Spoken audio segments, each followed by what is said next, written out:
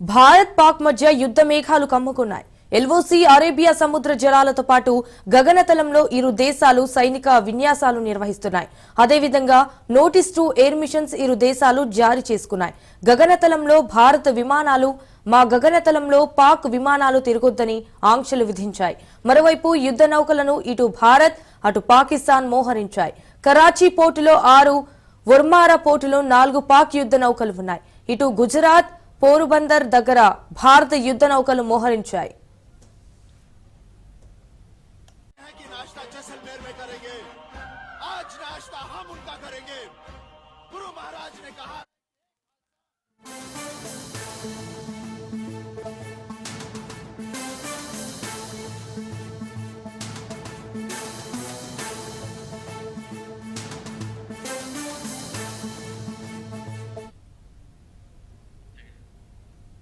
ఇక భారత్ సైనిక చర్యలతో పాకిస్తాన్ వణికిపోతుంది.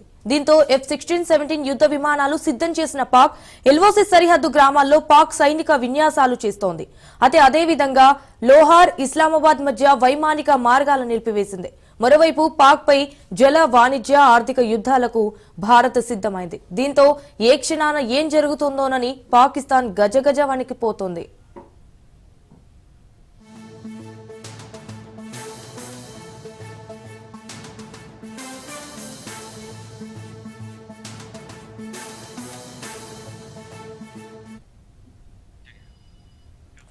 చెప్పాలంటే యుద్ధ భయంతో పాకిస్తాన్ భయపడుతోంది. దీంతో కవ్వింపు చర్యలకు పూనుకుంది. ప్రధానంగా ఎల్ఓసి భారత సరిహద్దుల వైపు భారీగా బలగాల తరలింపునకు చేపట్టింది పాక్. సియాల్ కోట దగ్గర 2 రోజుల నుంచి పాక్ సైన్యం విన్యాసాలు చేస్తోంది.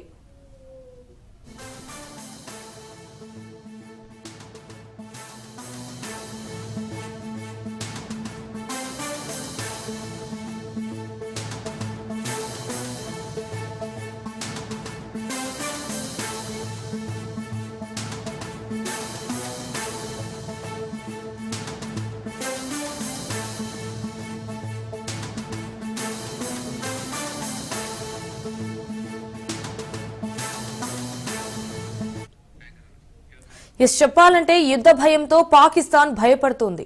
దీంతో కవ్వింపు చర్యలకు పూనుకుంది. ప్రధానంగా ఎల్ఓసి భారత సరిహద్దుల వైపు భారీగా బలగాల తరలింపును చేపట్టింది పాక్. అయితే సియాల్ కోట దగ్గర 2 రోజుల నుంచి పాక్ సైన్యం విన్యాసాలు చేస్తోంది.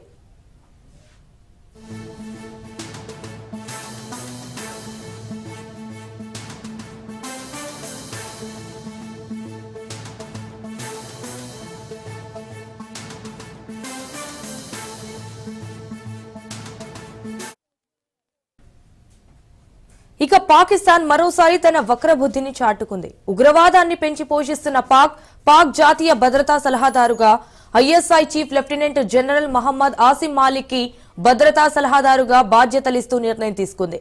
ఇందుకు సంబంధించిన పాకిస్తాన్ కేబినెట్ సెక్రటరీ ఉత్తర్వులు జారీ చేశారు. దీంతో పాక్ ఎన్ఎస్ఏగా ఆసిం మాలిక్ ను అదనపు బాధ్యతలు చేపట్టనున్నాడు.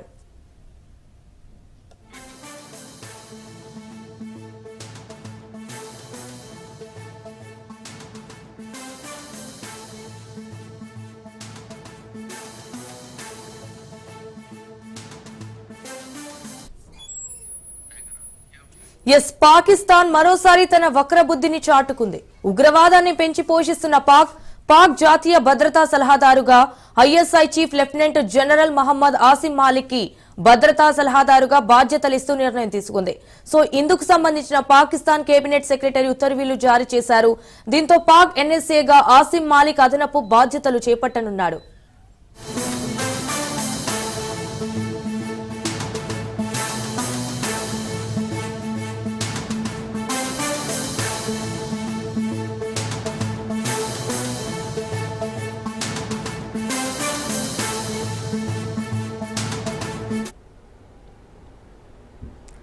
ఇక భారత్ బంగ్లా సరిహద్దుల్లో హై అలర్ట్ జారీ అయింది. పాక్ బంగ్లాదేశ్ అనుకూలంగా వ్యవహరిస్తోంది.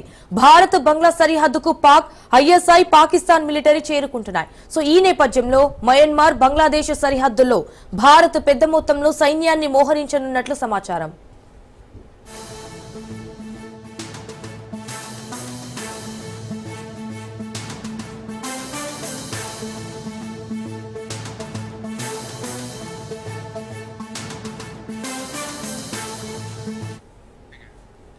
రైట్, ఇక ఇదే విషయానికి సంబంధించి మరిన్ని డీటెయిల్స్ మా ప్రతినిధి రత్నకుమార్ లైవ్ లో అందిస్తారు.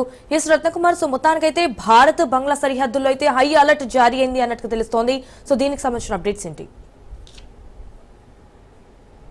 ఇప్పటికే వరుస సమావేశాలు జరుగుతూ ఉన్నాయి. ప్రధాని మోడీ అధ్యక్షతన జరుగుతున్నటువంటి సమావేశాలకు సంబంధించి ముఖ్యంగా పాకిస్తాన్ మీద అవలంబించాల్సినటువంటి విషయాల మీద ఏదైతే త్వరలోనే తీసుకోవాల్సినటువంటి యాక్షన్ ప్లాన్కు సంబంధించి కూడా ఒకవైపు కీలక డెసిషన్స్ అయితే మాత్రం ఖచ్చితంగా భారత్ తీసుకున్నటువంటి ప్రయత్నం చేస్తోంది. ఇక అందులో భాగంగానే ఏ క్షణమైనా సరే యుద్ధం జరగవలసినటువంటి ఉద్దేశంతో ఇప్పటికే ఉక్కిరిబిక్కిరైపోతుంది పాకిస్తాన్. దాన్ని బట్టే ఇప్పటికే యుద్ధ నౌకలను ఒకవైపున ఎల్ఓసి ప్రాంతంలో మోహరింపజేసే ప్రయత్నం చేస్తోంది. ఇప్పటికే ఇరు దేశాలు కూడా దీనికి సంబంధించినటువంటి ఒక నోటీసులను కూడా జారీ చేసుకున్నటువంటి నేపథ్యంలోనే ఒకవైపున ఇటు యుద్ధ నౌకలను లాహోర్లోను అలాగే తమకున్నటువంటి లైన్ ఆఫ్ కంట్రోల్ వద్ద అలాగే అరేబియా సముద్ర జలాల వైపు కూడా మోహరించినట్లు కూడా మనకు సమాచారం అందుతోంది. మరోవైపు ఎల్ఓసికి అంటే లైన్ ఆఫ్ కంట్రోల్కి సరిహద్దు ప్రాంతాలుగా ఉన్నటువంటి గ్రామాల్లో ఇప్పటికే F-16, F-17 వంటి యుద్ధ విమానాలు అక్కడ విన్యాసాలను చేస్తూ ఉన్నాయి. ఏ క్షణమైనా సరే యుద్ధం జరిగేటువంటి అవకాశాలు ఉన్నాయనేటువంటి దానికి సంబంధించినటువంటి సంకేతాలను కూడా ఇస్తున్నటువంటి పరిస్థితులే ప్రజెంట్ మనకు అక్కడ కనిపిస్తూ ఉన్నాయి. ఎందుకంటే ఇన్సిడెంట్ జరిగిన దగ్గర నుంచి, పహల్గామ్ అటాక్ జరిగిన దగ్గర నుంచి కూడా వరుసగా ఈ యొక్క అటాక్స్ అనేవి ఖచ్చితంగా దీని వెనుకల ఇటు పాక్ ప్రమేయం అనేది చాలా కీలకంగా ఉంది అని అంటూ కూడా భారత్ భావించిన నేపథ్యంలో దానికి సంబంధించినటువంటి ఆధారాలను కూడా సేకరించడం జరిగింది. సేకరించిన తర్వాత ఖచ్చితంగా వారికి తగిన గుణపాఠం చెప్పాలి, బుద్ధి చెప్పాలనేటువంటి ఉద్దేశంతోనే యాక్షన్ ప్లాన్ను రెడీ చేస్తూ ఉంది. ఇక అందులో భాగంగానే ఇటు పాక్ పైన జల యుద్ధాన్ని అలాగే వాణిజ్య యుద్ధాన్ని ప్లాన్ చేసింది. ఇప్పటికే సింధు జలాలను నిలిపివేయడానికి సంబంధించినటువంటి డెసిషన్స్ కూడా తీసుకుంది. ఇక వాణిజ్యపరమైనటువంటి ఇబ్బందులు తలెత్తేలాగా, ఎందుకంటే భారత్కు సంబంధించినటువంటి అవకాశాలు ఇప్పటి వరకు అనుకూల దేశంగానే పాకిస్తాన్ను పరిగణిస్తూ ఒకవైపున దాయాది దేశం అయినప్పటికీ కూడా అనుకూల దేశంగా తనకున్నటువంటి ఒక రూల్ను కూడా పెట్టుకున్నటువంటి నేపథ్యంలో దాన్ని పాటిస్తూ వచ్చింది. ఇక ఎప్పుడైతే పహల్గామ్ అటాక్ జరిగిందో దాంట్లో పాకిస్తాన్ ప్రమేయం చూసిన తర్వాత అనుకూల దేశం అనే దాన్ని కూడా నిషేధిస్తూ కూడా ఒక నిర్ణయం తీసుకుంది. దీనికి సంబంధించి ఇప్పటికే ఇరు దేశాలకు సంబంధించినటువంటి యుద్ధ నౌకలు కావచ్చు అలాగే యుద్ధ విమానాలు ఒకవైపున సరిహద్దుల్లో మోహరిస్తూ ఉన్నాయి. ఏ క్షణమైనా సరే యుద్ధం జరిగేటువంటి అవకాశాలకు దీనికి ఒక నిదర్శనంగా పేర్కొన్నటువంటి పరిస్థితి కనిపిస్తోంది. ఎందుకంటే ఇప్పటికే ఎప్పుడైతే భారత్ యొక్క యాక్షన్ ప్లాన్ అనేది అమలవుతుందో అప్పటి నుంచే ఎల్ఓసిలో కవింపు చర్యలకు పాల్పడుతోంది పాకిస్తాన్ సైన్యం.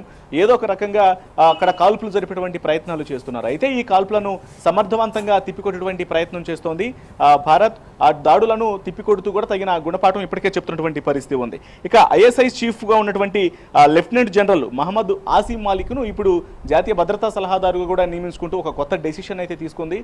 ఎందుకంటే ఏ క్షణమైనా సరే పరిస్థితులు కొంత కఠినంగా మారేటువంటి అవకాశాలు ఉంటాయి కాబట్టి దానికి తదనుగుణంగానే పనిచేయాలన్నటువంటి ఉద్దేశంతో ఈయనకు అదనపు బాధ్యతలు అప్పగిస్తూ జాతీయ భద్రతా సలహాదారుగా కొత్తగా ఆయనకు వేరొక పోస్ట్ను కూడా ఇవ్వడం జరిగింది. సో వీటన్నిటి పరిణామాల నేపథ్యంలోనే ఇప్పుడు ఏ క్షణమైనా సరే ఇరు దేశాల మధ్య యుద్ధం జరగబోతోందా అనేటువంటి సందేహాలు అయితే తలెత్తుతూ ఉన్నాయి.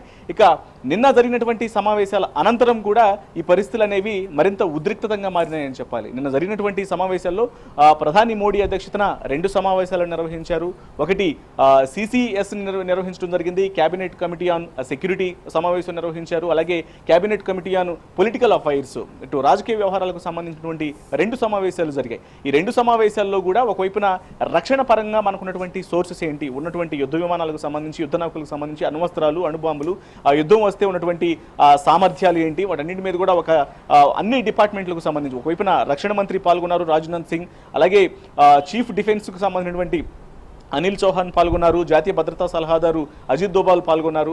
వాళ్ళతో పాటు నేవీ, ఎయిర్ ఫోర్స్కు సంబంధించినటువంటి చీఫ్లు కూడా యొక్క సమావేశంలో అటెండ్ అయిన తర్వాత దీంట్లో కొన్ని కీలక డెసిషన్స్ తీసుకొని ఆర్మీకి స్వేచ్ఛనిస్తూ కూడా ఒక డెసిషన్కి అయితే వచ్చినటువంటి పరిస్థితి ఉంది. ఎందుకంటే యాక్షన్ ప్లాన్ను సిద్ధం చేయడం, టైంను సెట్ చేసుకోవడం, దానికి సంబంధించినటువంటి ఏ రకంగా ముందుకు వెళ్ళాలనేటువంటి దానికి సంబంధించినటువంటి పూర్తి అనుమతులు అనేవి ఇటు ఆర్మీకి ఇచ్చినటువంటి నేపథ్యంలోనే రక్షణ శాఖకు ఇచ్చిన తర్వాత దీని మీద కొంత ప్రాధాన్యత సంతరించుకుంది. ఇక దీంతో పాటు మరొక వైపు CCPA అంటే పొలిటికల్ అఫైర్స్లో కూడా వాణిజ్య పరంగాను, ఆర్థిక పరంగాను, ట్రాన్స్పోర్టేషన్కు సంబంధించి అనేక రకాలుగా ఏ రకంగా ఇబ్బంది పెట్టవచ్చు, ఏ రకంగా గుణపాఠం చెప్పాలి పాకిస్తాన్కు అనే దాని మీద కూడా ఒక చర్చ నడిచింది. దాదాపు 6 సంవత్సరాల తర్వాత 2019లో ఎప్పుడైతే పుల్వామా అటాక్ జరిగిన తర్వాత ఆ తర్వాత జరిగినటువంటి ఒక సమావేశం ఏదైతే ఉందో ఆ సమావేశం ఇప్పుడు cabinet committee and political affairs యొక్క సమావేశం అనేది ఇప్పుడు రెండోసారి జరగడం, 6 సంవత్సరాల తర్వాత ఈ సమావేశం జరగడంతో కొంత ఉత్కంఠ, ఒక ఆసక్తికర పరిణామాలు అయితే చోటు చేసుకుంటున్నాయి. ఖచ్చితంగా ఒక ప్రముఖ ప్రముఖమైనటువంటి డెసిషన్ తీసుకోబోతోంది భారత ప్రభుత్వం అనేది కూడా నిన్న జరిగినటువంటి సమావేశంతో తేటతెల్లమైంది.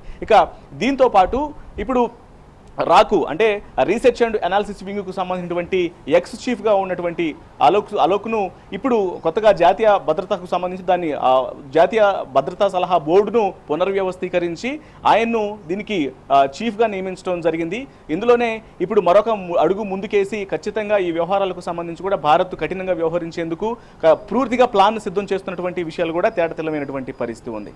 మరోవైపు పాకిస్తాన్ మాత్రం ఇటీవలే పాకిస్తాన్కు సంబంధించినటువంటి సమాచార మంత్రి కూడా మాట్లాడారు. ఆయన మాట్లాడుతూ తమకు ఎటువంటి అంటే పాకిస్తాన్ ప్రమేయం అనేది పహల్గామ్ అటాక్స్లలో ఉంది అంటూ భారత్ చేస్తున్నటువంటి ఆరోపణలో నిజం లేదు, తాము ఉగ్రవాదుల బాధితులమే, తమకు ఎటువంటి తాము కూడా ఇబ్బందులు పడుతున్నాము, దీన్ని మేము వ్యతిరేకిస్తున్నాము అని చెప్తూనే ఒకవేళ పాకిస్తాన్ తమ మీద అటు భారత్ అటాక్ చేస్తే మాత్రం ఖచ్చితంగా తిరిగి అటాక్ చేస్తామన్నటువంటి విషయాన్ని కూడా ఆయన చెప్తున్నటువంటి తీరు మాత్రం ఖచ్చితంగా భారత్ నుంచి అటాక్ అనేది జరగబోతున్నటువంటి విషయాన్ని కన్ఫర్మ్ చేసుకున్నారనే విషయం కూడా భావించాల్సినటువంటి అవసరం ఉంటుంది.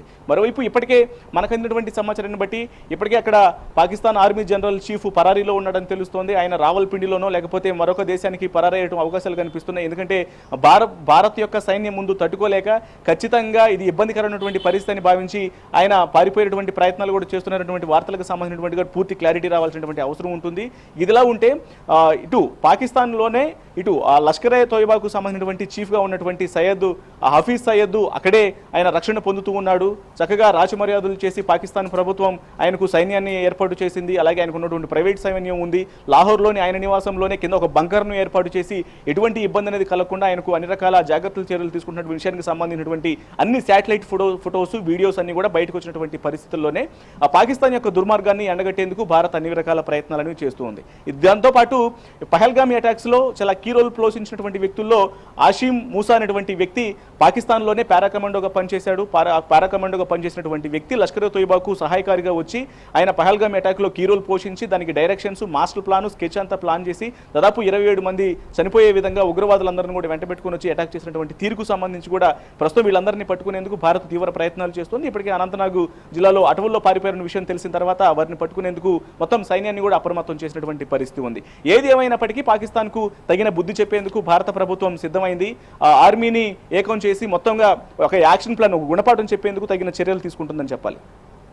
Right Ratnakumar, thank you for the live updates.